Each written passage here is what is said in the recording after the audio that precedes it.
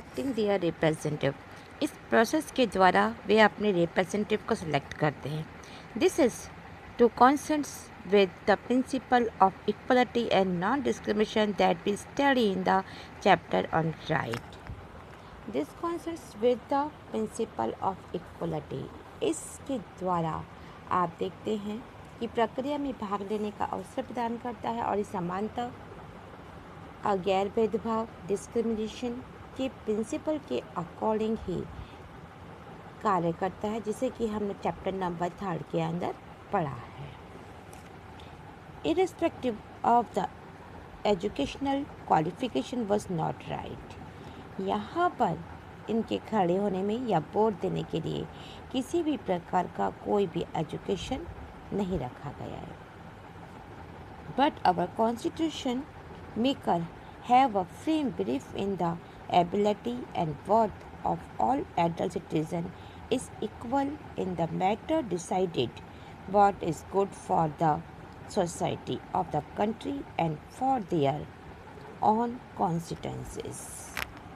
जी, इसमें कहा गया है कि जो भी प्रिंसिपल के अनुरूप था, इसका अगर हमने स्टडी की तो इसमें हमने अधिकार वाला अपना राइट वाला चैप्टर के अंदर हमने पढ़ा है कि अनेक लोग पहले और आज भी ऐसा ही मानते हैं कि बिना एजुकेशन के सभी को वोट देने का राइट देना बिल्कुल सही डिसीजन है। बट हमारे कॉन्स्टिट्यूशन मेकर को सभी सिटीजन्स की एजुकेशन और उसकी इम्पोर्टेंसी के रूप में या उसकी एबिलिटी और उसकी इम्पोर्टेंसी में समान रूप से वो विश्वास रखते हैं कि सोसाइटी या कंट्री को अपने कॉन्स्टिट्यूट क्षेत्र के हित में निर्णय वे ले सकते हैं। What is the true right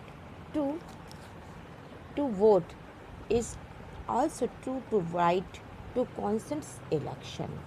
What is true, जो वोट देने के अधिकार के बारे में बताते हैं कि सच क्या है, सच वही है। सच क्या है? All citizens have to right stand for election and become their representative of the people. However, there are the different minimum age requirement for consent elections।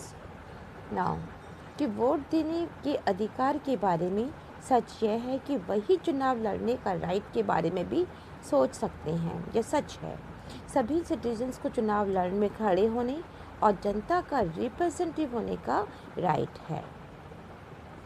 For example दे रखा है in order to stand for Lok Sabha assembly election a candidate must be at least 25 year old. अगर आप ये election के बारे में देखते हैं तो कह रहे लोकसभा या विधानसभा के इलेक्शन के अंदर खड़े होने के लिए कैंडिडेट को कम से कम 25 ईयर का होना जरूरी है। For instance there is a legal provision that a person who had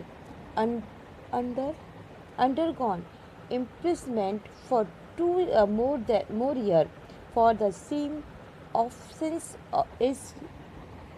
is qualified but consents elections, but there are no consented in income, education or class or gender on the right to constant election in this sense our system is of election is open to all citizens. हाँ, सुनिए आप ये कि 25 year होना चाहिए और कुछ पर तो रेस्ट्रिक्शंस भी है, जैसे कि एक ही अगर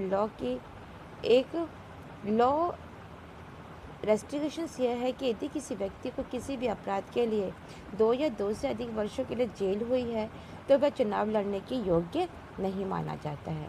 बट चुनाव लड़ने के लिए उसके अंदर कोई इनकम होनी चाहिए या एजुकेशन, या वो किस क्लास का है या वो किस जेंडर का है, इस बेस पर कोई भी रेस्ट्रिक्शंस नहीं है। तो इस रूप में हमारी जो चुनाव व्यवस्था है सभी सिटीजन्स के लिए खुली हुई चुनाव की व्यवस्था है।